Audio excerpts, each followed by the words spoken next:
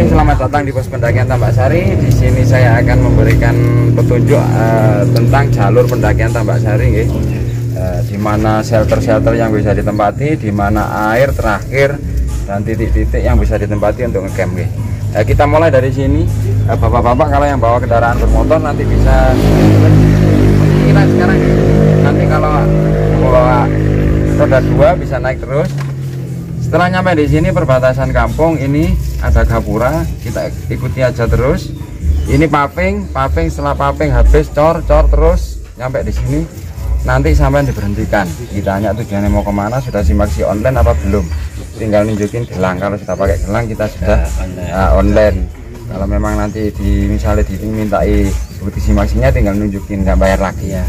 Setelah dari pos izin perhutani nanti naik, di sini jalannya agak liku-liku Pak, banyak tikungannya, jadi hati-hati. Jam sekian itu biasanya masyarakat banyak yang bawa rumput, yang membawa hasil kebun juga, khawatir ada crash, bisa pakai klakson atau pelan-pelan aja. Oh, ini santai naik motor ya? Motor nanti setelah dari sini naik terus, jasa penitipan sepedanya di Onto Bugo. Kalau dulu Bapak jalan dari base camp ke pos 1 jam, sekarang 10 menit nyampe. Setelah dari Onto Bugo nanti naik, di sini ada pertigaan Pak, ambil aja yang lurus. Ini ada gapura bambu, ada tulisannya juga, nanti ikuti terus nanti sampai di Watu Kursi. Setelah Watu Kursi nanti naik terus sampai di pos 2 yang Sputrem.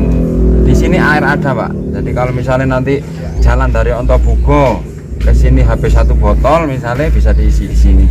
Ya, asalkan kalau misalnya minum air mentah nggak pilek Pak, biasanya tawar biasanya ya. Setelah dari yang Sputrem, kalau bapak-bapak mau pengen tahu apa ya sih yang ada di Sendang Dewi Kunti, monggo silahkan.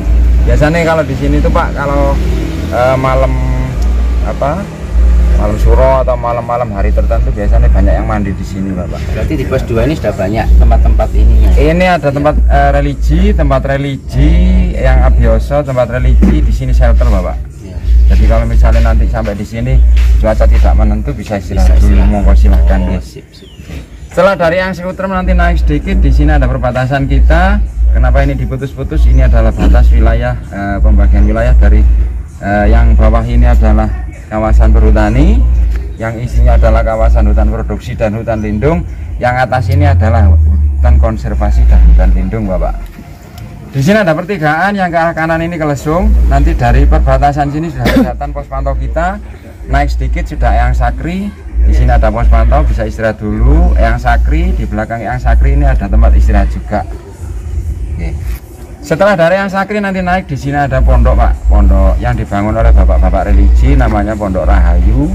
Jadi kalau misalnya bapak-bapak mau istirahat juga monggo, kalau mau ambil dokumen juga monggo ya. Setelah dari Alas Tengah, ini namanya Alas Tengah Bapak. Setelah dari Alas Tengah nanti naik terus sampai di Eyang Semar. Nah, setelah di Eyang Semar itu nanti ada patung Eyang Semar, ada altar, terus ada shelter, dan shelter, banyak shelter.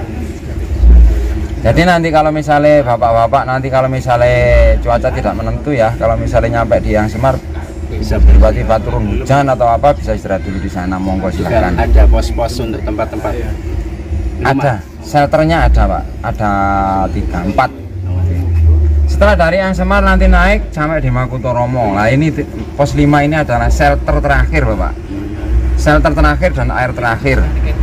Dan di Makutoromo ada musola, ada shelter yang di belakangnya itu ada MCK, air ada, terus ada tempat cuci piring juga ada.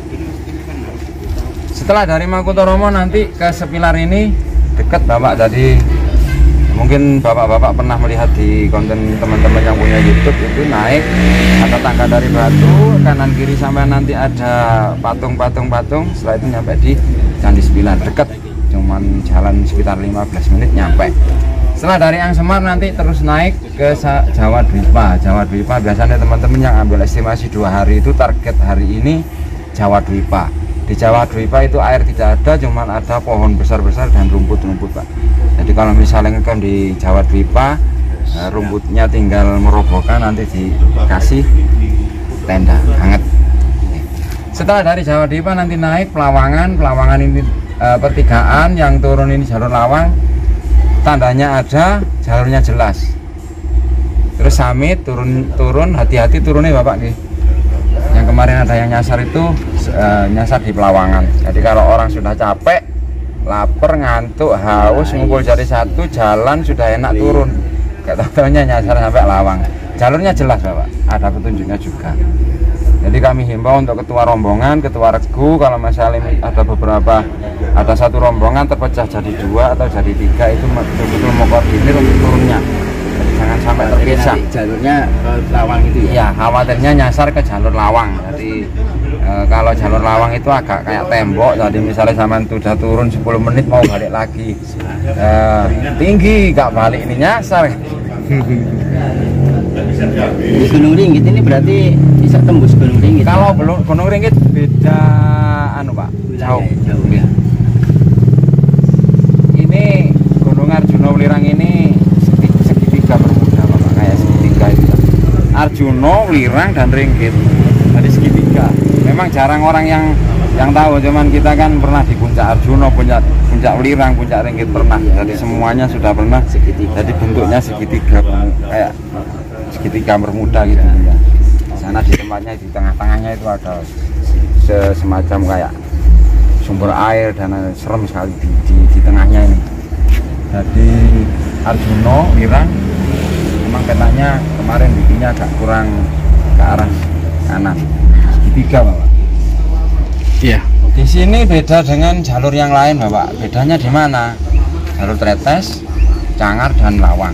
Di sini ada 2 macam pendaki, beda dengan 3 jalur yang lain. Ada 2 macam pendaki. Yang pertama yang tujuannya pendaki reguler kayak panjenengan semua, yang tujuannya ke sini menikmati alam, tujuannya ingin tahu uniknya seperti apa, tantangannya di mana, nggak enaknya di mana, enaknya di mana. Itu pendaki reguler. Yang pendaki yang kedua adalah pendaki religi. Jadi di mana ini Bapak-bapak tahu sendiri dari peta ini ada gambaran kan, ada titik-titik pos religi di mana di bulan-bulan tertentu, di hari-hari tertentu masih ramai. Ramainya di mana orang religi, ada yang istilahnya mencari ketenangan batin atau satu suro itu ya? Ya, satu suro ini sudah mulai slow, kemarin sudah banyak sekali dari Bali, Jogja, Solo, Malang, Madura juga sudah datang semua. Jadi waktunya memang bulannya bulan pas ya. Itu adalah untuk macam-macam pendaki. Di sini ada selanjutnya ada beberapa pantangan. Yang pertama yaitu pendaki ganjil. Kami harapkan salah satu orang bawa trekking pool satu, tujuannya untuk melengkapi anggota. Kalau bawa trekking pool semua, apakah boleh? Boleh. Kalau bawa dua-dua juga, kenapa? Boleh, boleh. Yang penting satu, tujuannya satu orang untuk melengkapi anggota. Itu yang satu. Untuk yang kedua yaitu pakaian atribut dominan warna merah yang melekat di badan. Khususnya nanti waktu naik dari Makutoromo Summit jangan dipakai.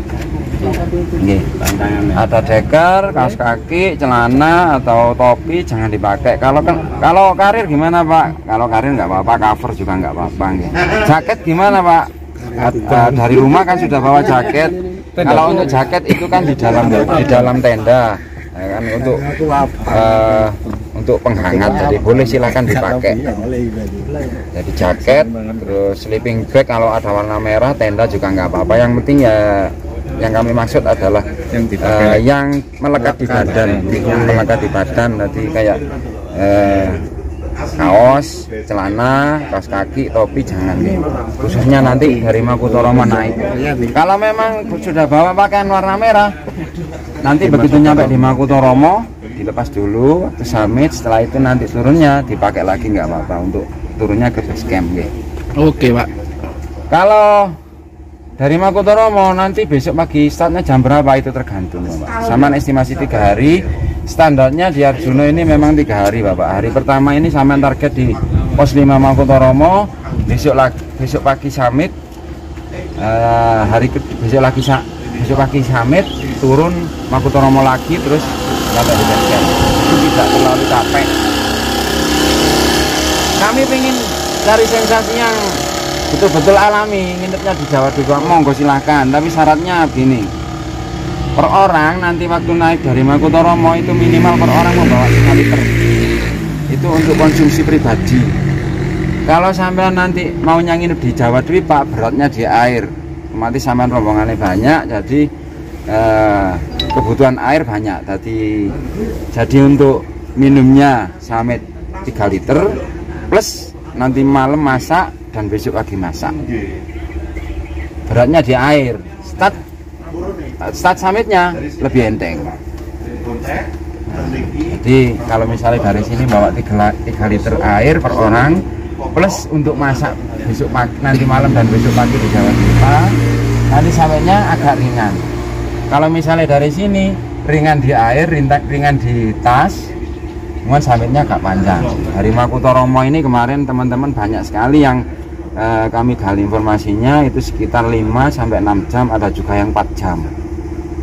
Itu standar. Estimasi yang kita bikin ini bukan estimasi yang terlalu cepat, Pak. Jadi ada dua pendaki, kita ambil yang 2, jadi kita ambil yang tengah-tengah. Ada yang sangat cepat, ada yang santai.